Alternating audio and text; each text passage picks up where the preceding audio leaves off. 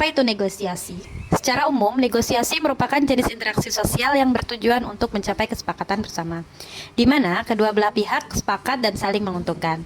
Sedangkan menurut Chess, negosiasi adalah proses yang memungkinkan setidaknya dua pihak dengan persepsi, kebutuhan dan motif yang berbeda untuk menyepakati isu-isu yang menjadi kepentingan bersama.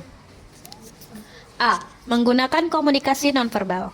Komunikasi nonverbal adalah bentuk komunikasi tanpa menggunakan kata-kata, yang mana dapat berupa intonasi suara, gestur tubuh, ekspresi wajah, penampilan, dan lain-lain. Komunikasi nonverbal ini dapat dibentuk dan dilatih. Misalkan, dengan membuat diri kita tersenyum dan tertawa, pembawaan kita pun akan ikut menjadi senang, begitupun sebaliknya. Sukses dalam bernegosiasi tergantung pada komunikasi yang baik antara pihak-pihak yang terlibat, dan membangun hubungan yang baik amat vital bagi efektivitas komunikasi tersebut. Untuk sukses dalam bernegosiasi, kita tidak hanya perlu memahami komunikasi orang lain, tetapi juga harus dapat mempraktekannya pada diri sendiri. Langkah-langkah menggunakan komunikasi nonverbal.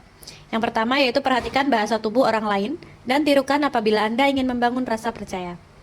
Yang kedua, amati bahasa yang digunakan oleh mereka yang ingin Anda pengaruhi dengan mendengarkan isyarat-isyarat indrawi.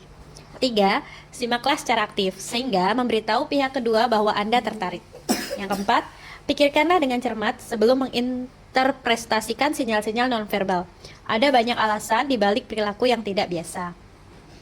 Yang kelima, waspadai adanya kebocoran dan ketidakselarasan.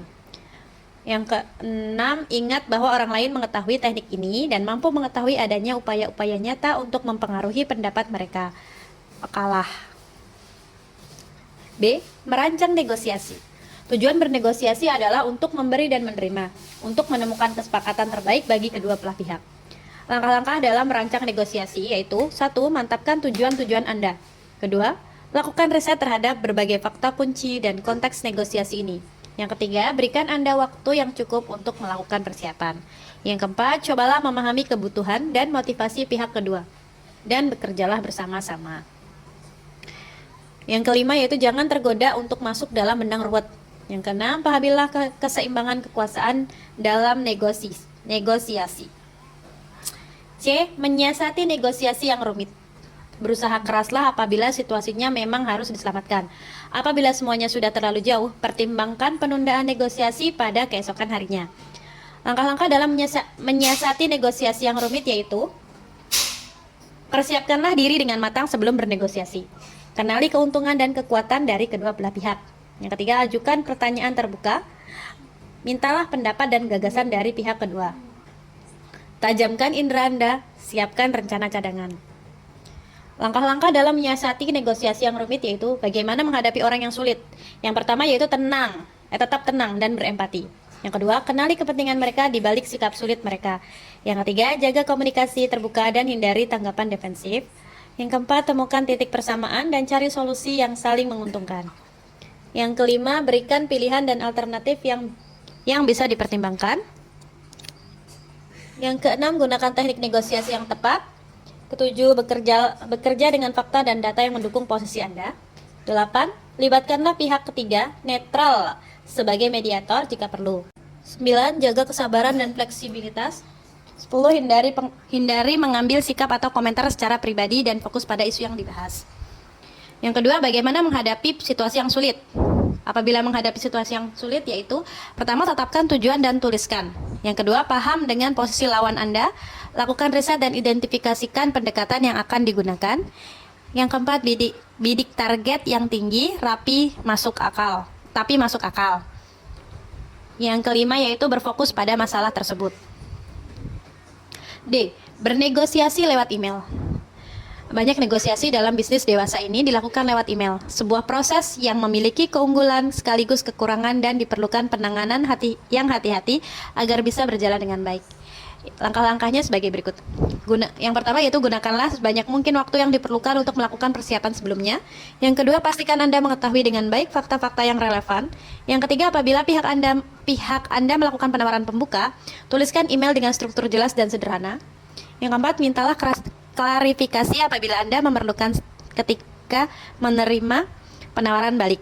Yang kelima yaitu buatlah ringkasan dan kesimpulan dengan surat apabila mungkin. Yang keenam, pastikan untuk mengecek kembali sebelum mengirimkannya kepada pihak penerima. Bernegosiasi dengan orang dari budaya lain. Cara terbaik untuk menyiapkan negosiasi lintas budaya adalah dengan tinggal dalam kebudayaan lain, atau dengan mencari penasehat atau mitra lokal yang andal. Langkah-langkahnya yaitu amatilah aturan-aturan dalam berkenalan atau bertegur sapa, tingkatkan pemahaman tentang budaya mereka, sadari perbedaan dalam gaya komunikasi, berusaha memahami perspektif orang dari budaya lain. Cari titik kesamaan dan ciptakan ikatan yang dapat membantu memperkuat hubungan dengan pihak lain. Bernegosiasi menggunakan bahasa sendiri. Apabila tidak memungkinkan, maka gunakanlah jasa penerjemah. Menegosiasikan kenaikan gaji yang pantas Anda dapatkan. Wilayah yang sulit dalam bernegosiasi, tapi harus kita hadapi dalam kenaikan gaji. Banyak orang merasa aneh ketika membahas uang, tapi perlu diingat apabila Anda tidak bersedia duduk nyaman dan menegosiasikannya. Langkah-langkah menegosiasikan kenaikan gaji yaitu yang pertama, pilih saat yang tepat untuk melakukan negosiasi. Yang kedua, mempersiapkan argumen yang kuat untuk mendukung permintaan kenaikan gaji Anda. Yang ketiga, ketahuilah tentang nilai pasar itu.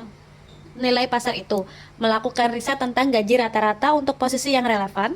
Yang keempat, berdiskusilah atau komunikasikan dengan jelas dan tegas tentang tujuan Anda kepada atasan atau pihak yang berwenang mengenai kenaikan gaji Anda.